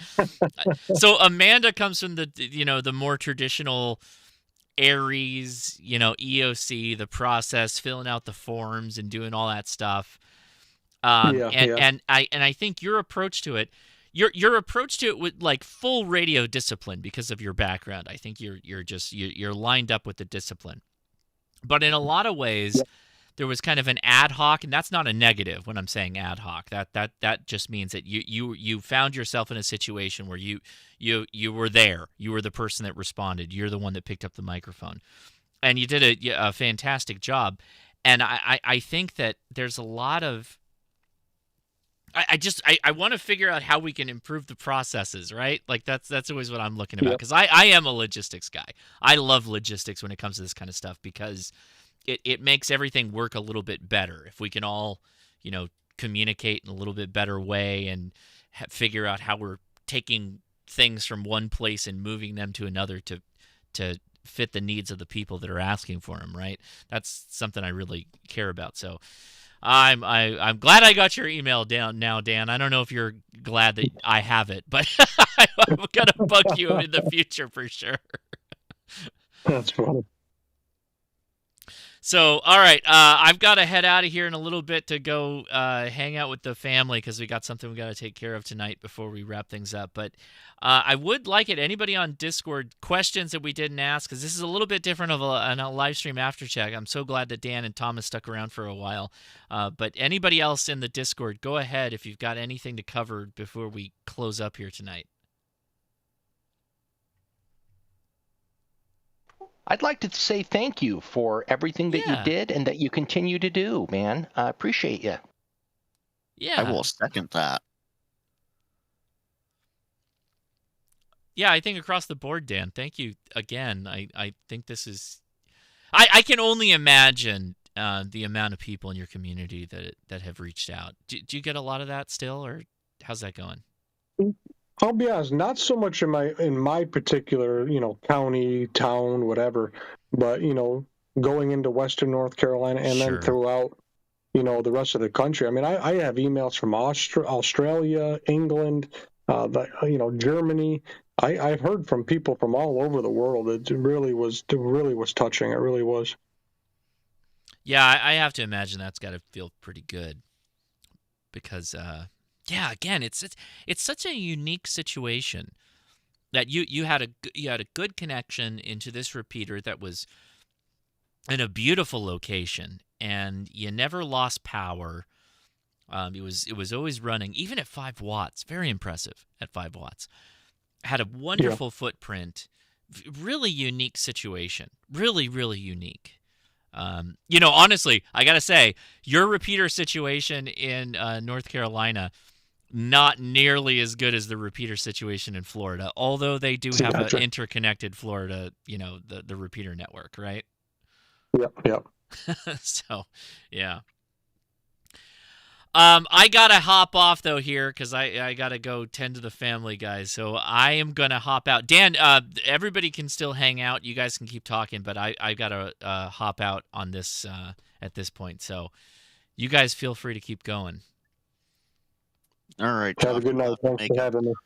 Yeah, and so Frank, I don't really have the time to. Oh, we got. No, I get it. Go for it. Go be with the family. I get that. Yeah, I didn't do the normal YouTube thing, so for all my YouTube friends, we'll be back again with you guys next week, and we'll do a bit of an intro for everybody. I apologize for cutting you short, but I do got to take care of the family because we got a new dog in the house, and so we got to go deal with that. And the other dog is not happy about the new dog.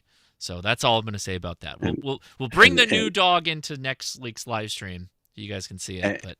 And sorry, I just have to say, yes, Leah makes that podcast. That guy was completely wrong. No, that guy is right. Next week it's just going to be me, and nobody's going to listen to it. Nobody's going to listen to it. No, I know what the secret sauce is. Don't get me wrong. I know it. I know what I got there. Well, we love you both on there. It's just a great show. Thank you for listening.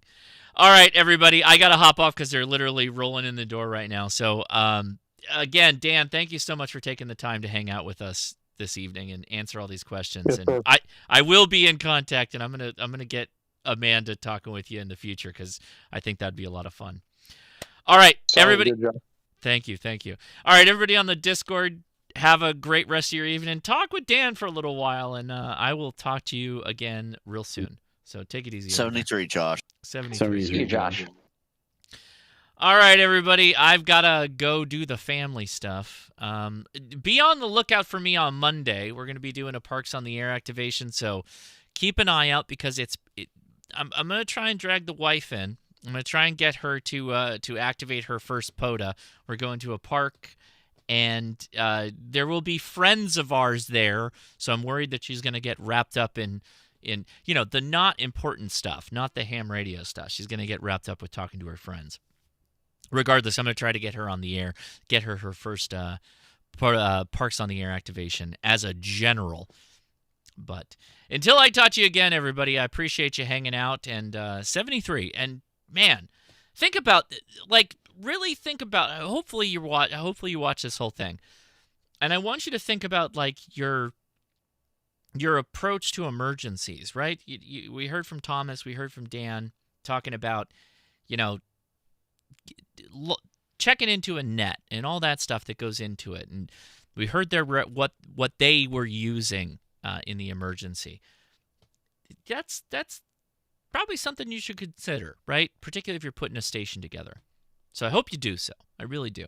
Anyway, I'm Josh, KI6NAZ. Thanks so much for watching, everybody. Have a great rest of your weekend. Veterans Day is on Monday, and we're here largely because of their what they've given to our country, right? So if you're going to be out there doing something, make sure you know what you're out there doing it for. Appreciate you all. Thank you for taking the time and listening. 73.